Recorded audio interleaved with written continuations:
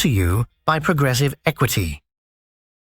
I mean, under extreme pressure, the MOD can be agile. I mean, dealing with Ukraine, for example, or Iraq and Afghanistan. But on the whole, they are not, because the business of protecting taxpayers' money involves a bureaucratic process. That's the fundamentals of it.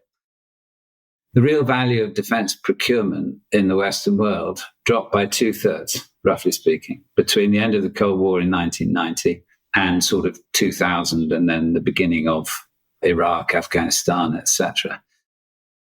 That history proves that selling Alvis at that time was the right call for shareholders. I mean, I regretted it. I put 22 years of my life into the company, but it was the right thing to do. But I rang up Stanley and said, here's my idea. We could get together and put your business together with a number of others. I mean, he was so surprised. He said, well, have you been bugging my office? I mean, it's worth just saying a word about that. I mean, the AUKUS program is the single biggest call, I would say, that I've seen in my lifetime in this industry. I mean, it's a huge, huge call. I think the first annual report I ever signed that took responsibility for at Alvis, which was sort of 24, 25 years ago, was around 40 pages long.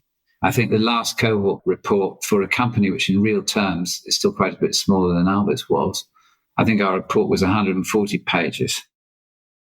We live in a world where I would say conscience and common sense have to some extent been replaced by regulation and compliance.